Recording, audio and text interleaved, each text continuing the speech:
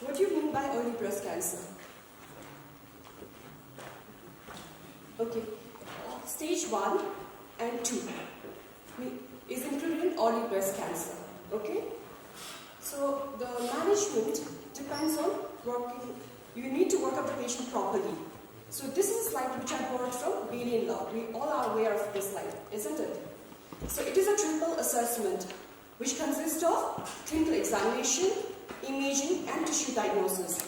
This is a cornerstone of management of breast cancer.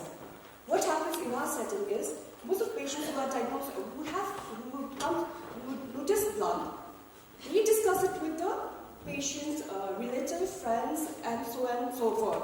So what happens is, they end up getting it removed before doing FNA or imaging. So what happens? Cancer is diagnosed, but we won't know whether the cancer is unifocal or multifocal or multicentric. We won't even know the extent of the disease. We won't even know the size of the disease. So what happens once the cancer is diagnosed? What they do is they opt to go to Rajiv Gandhi or neighboring countries. That's how we end up losing our patients. So triple assessment is very essential.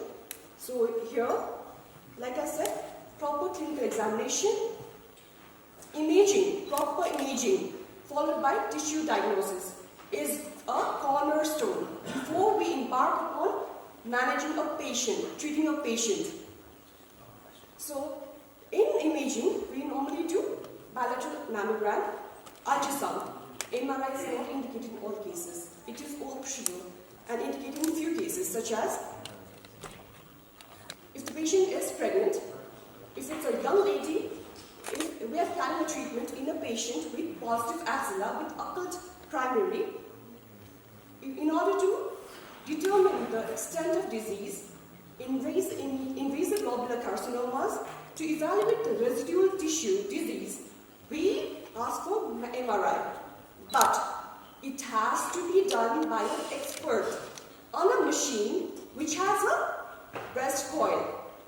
If you get an MRI report done on a machine which does not have this, please do not accept, because we will get false interpretation. So, metastatic workup is not required in early breast cancer unless the present with signs and symptoms. What do you understand by that? If the patient has localized bone pain, elevated ALP, bone scan is indicated. If they have chest symptoms, CT is indicated, chest is indicated. If they have abdominal symptoms, raised ALP, then you can ask for abdominal CT. See, breast cancer, when detected early, is curable. But having said that, we also know the fact that micromets can occur at the time of diagnosis, isn't it? So that will predict the recurrence and overall survival of the patient. So, management of early breast cancer requires a multidisciplinary approach. That includes surgery, radiotherapy, chemotherapy, hormonal therapy, and targeted therapy. So this is evolution of treatment, which I'm going to talk about later. So it consists of primary surgery for breast, followed by adjuvant therapy, depending on the tumor characteristics, such as tumor size, grade of the tumor, hormonal receptors, and lymph node status. Now, surgery. What are the surgeries which are done for the breast? Breast conservation surgery, mastectomy, and with or without reconstruction. Okay, what do you understand by breast conservation surgery? Basically, it's removing a tumor with a normal ring of tissue, isn't it? But it has to be always followed by radiotherapy. Okay, the goal of BCS is to achieve cosmetically acceptable outcome with lower recurrence rate, which is comparable to the mastectomy. Okay, so it encompasses right local excision, quadrantectomy, maybe excision biopsy, or segmental mastectomy. One should always remember, if excision biopsy has been done in this patient, then the scar should be included in the specimen. Okay, this is the picture of right local excision. Okay, now once the specimen has been removed, we need to confirm the complete excision of whether the tumor has been completely excised or not. How do we do that? We can send it for frozen section, or we can get a post-excision mammographies of the specimen. Okay? This is mandatory. And there has been an ongoing debate on safe margin. Width of the surgical margin doesn't matter as long as there is no ink on the tumor. Okay? There has been various randomized control trials which has proven that when BCS is combined with radiotherapy, the result is comparable to mastectomy in terms of local recurrence, mortality, and overall survival. Understood? Okay. Now, what are the contraindications? First one is if the disease is multicentric. If the tumor size is larger than the size of the breast. Second is if it's diffuse. There's diffuse microcalcification. If the patient gives prior history of chest wall radiation, or if the margin is positive. These are contraindication breast conservation surgery. And the relative ones are if the tumor size is more than 5 centimeters, if the margin is positive, if the patient has collagen disorder, vascular disorder, and if it's multifocal. Age, location of tumor, lymph node positivity, these are not contraindication of breast conservation surgery. Okay? So conservation of surgery does not end at breast. Okay, we need to preserve axilla as well. How do we do that? By doing sentinel lymph node biopsy and sampling. What do you understand by sentinel lymph node? We all know it is the first node receiving the lymphatic drainage from the tumor, isn't it? So if there is absence of meds in the sentinel lymph node, that means the remaining lymph node we may not have the meds. So in the recent time, sentinel lymph node has more or less become the standard care of practice for early breast cancer. So it is usually done in your early breast cancer, T1 to 2, which have clinically node negative tumor. Okay? Or FNA proven clinically negative tumor. These are the patients which can undergo breast conservation surgery. So what are the contraindications of sentinel node biopsy? If you have a clinically positive lymph node, which is FNA proven or suspicious, locally advanced cancer, multifocal disease, if the patient has undergone surgery for axilla, okay, if the patient is lactating, you can't be subjected to radiotherapy. Okay, so how do you do that? Can you all see this?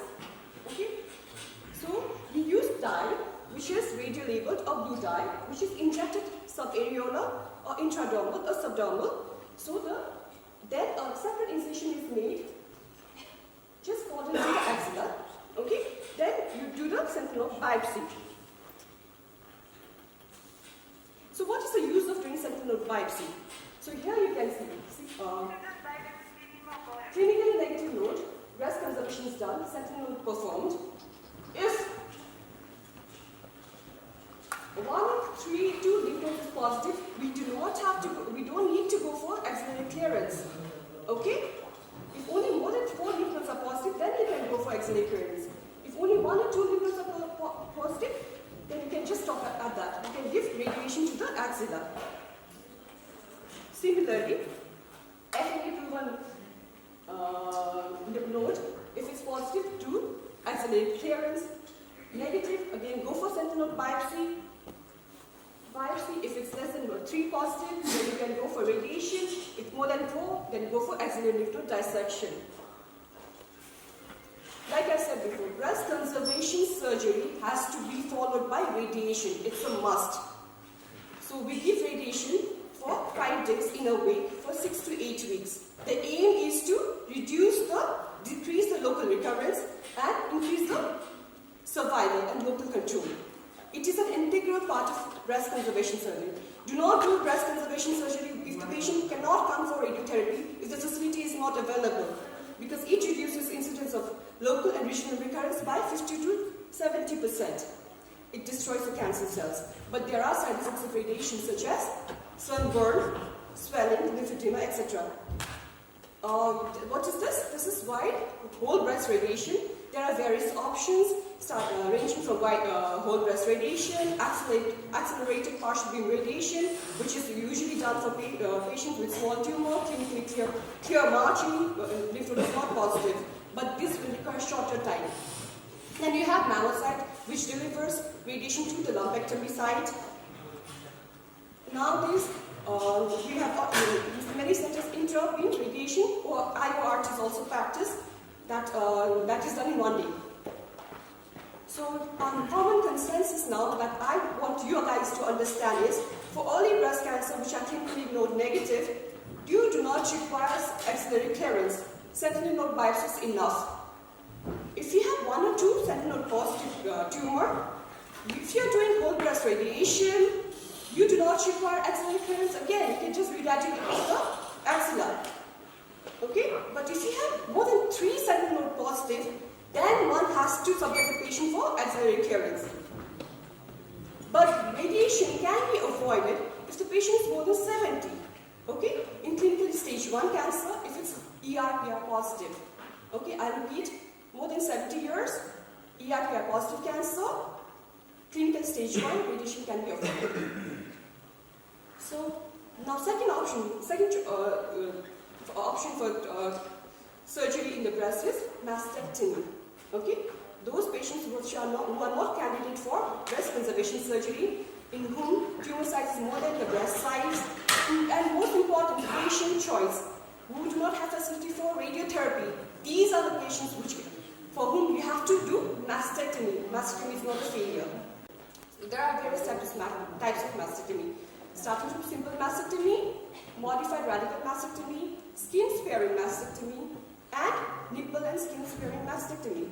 So this is a picture which is showing what? This is simple mastectomy, where you only remove the breast with the tumor, you don't do the clearance, okay? And when we do the clearance of the axilla, this is modified radical mastectomy. You remove the breast along with the fascia, along with the tumor, and do the clearance. So for the students, I want to say, what are the structures we need to preserve when you're doing the clearance, axillary dissection? Nerve to serratus, thoracodorsal bundle, and axillary vein. The upper limit of dissection is vein, axillary vein. Okay. Then medial is pectoralis muscle, latissimus dorsi. So this is it. Okay, then we are now doing skin-sparing mastectomy as well as nipple-sparing mastectomy as well for early breast cancers. So mastectomy can be followed by breast reconstruction by using either implants or autologous tissue transfer. But if the patient requires radiotherapy, it is best done later on after completion of surgery, after completion of radiotherapy, because if you are putting an implant, if you are using implant to reconstruct a breast following a mastectomy, that can cause capsular contracture, displacement of the implant. So it is best to use either tissue expander, remove it after completion of radiotherapy, then use implant, or you can use autologous tissue, so in the form of latissimus dorsi or tram. That is it about breast conservation surgery. Now, all radiotherapy in early breast cancer, all, like I said, I'm repeating many times, all breast conservation surgery will have to be followed by radiation. All mastectomy patients who are at high risk will require radiotherapy. And the high risk groups are the ones who have high-grade tumor, the ones which we have larger tumor, more than 2 centimeters, lymph node involvement, incomplete axillary dissections, if the patients have high-risk genes, if the margin is positive.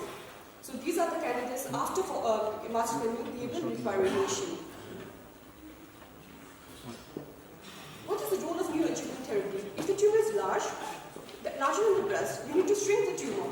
In those conditions, we might have to give chemotherapy depending on the hormone receptor positivity. Whether we can add hormones or we can abandon that. Okay. So for stage 2 tumor, HER2 positive, triple negative breast cancer, these are the candidates which can undergo neoadjuvant therapy. Stage 2, I'm talking about early breast cancer. stage 2, hormone receptor positive, HER2 positive, and triple negative. So now, after neoadjuvant, most of the people will ask us, what is the extent of recession? So there has been many studies, trials regarding it. Should we remove the entire area of original primary, or just remove the lesion? So the answer is, we don't need to remove the entire area of primary lesion. Okay? And what is the minimum acceptable surgical margin? Like I said before, no ink on the tumor is enough. So what do you have to consider when you have to give neoadjuvant therapy in early breast cancer? First thing is, you have to never forget to put a clip at the breast and axilla. Second is, you might have to go for MRI prior and after neoadjuvant therapy. Or then most important thing is genetic counseling and fertility counseling, because these are the patients who are very young and who have started a family. So I've talked about surgery, radiation, now adjuvant therapy. Surgery is most followed by adjuvant therapy depending on the risk of recurrence.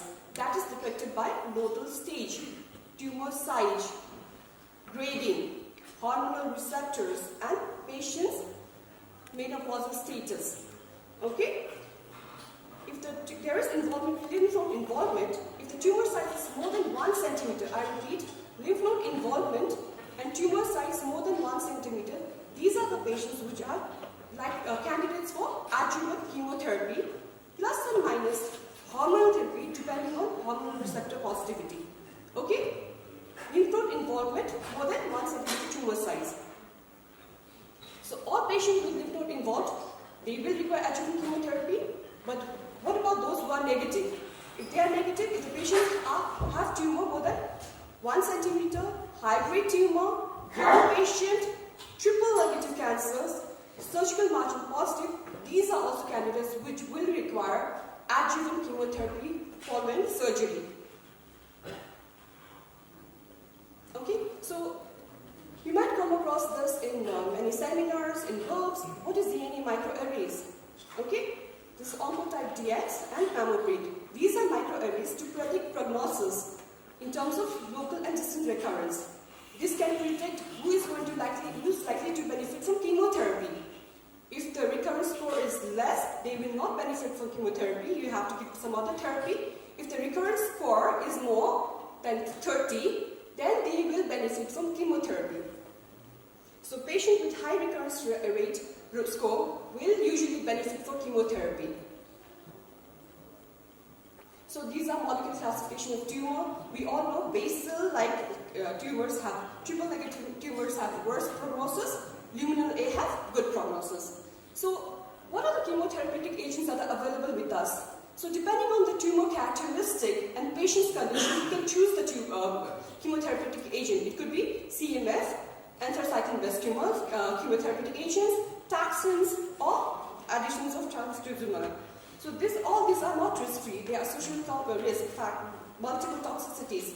But you need to find out which patient will benefit from which regime. Okay, so like I said before, axillary node negative tumor, if it's more than 1 centimeter, if it's hormone negative, will require chemotherapy. Okay, more than 1 centimeter, even if it's axillary node negative, hormone receptor negative, will require adjuvant chemotherapy.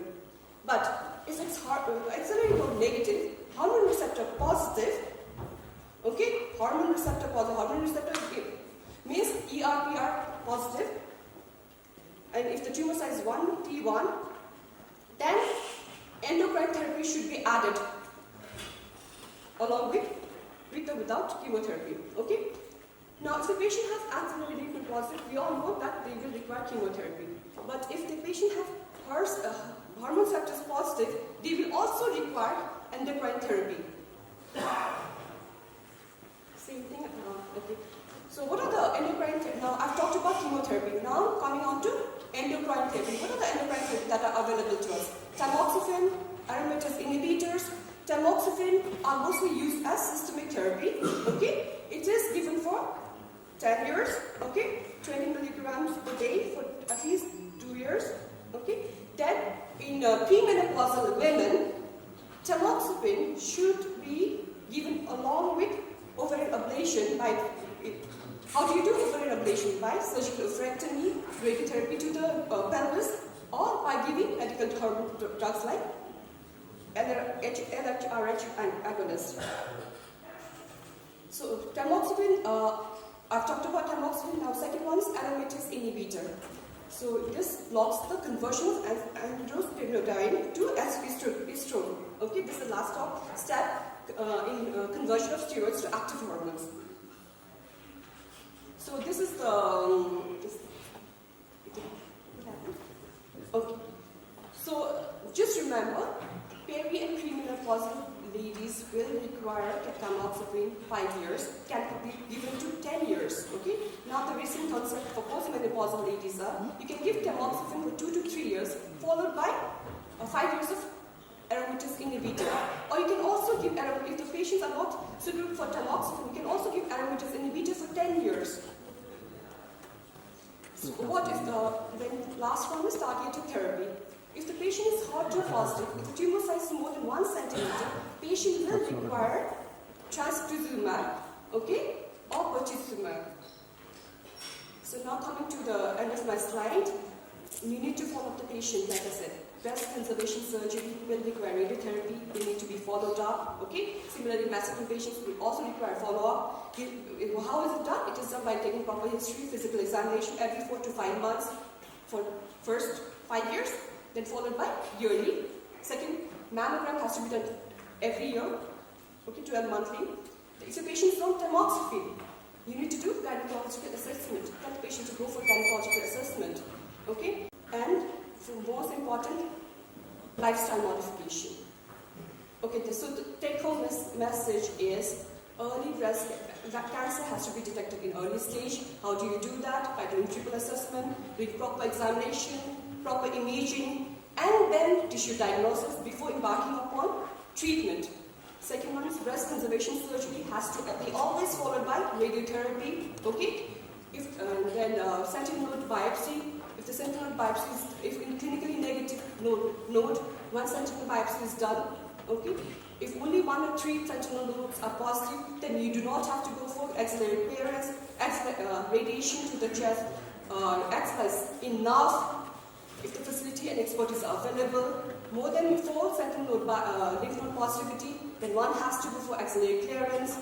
Then depending on the tumor characteristic, whether it's high grade, stage, hormonal receptor positivity, one has to give adjuvant therapy along with, followed by after chemotherapy, after surgery. That's it.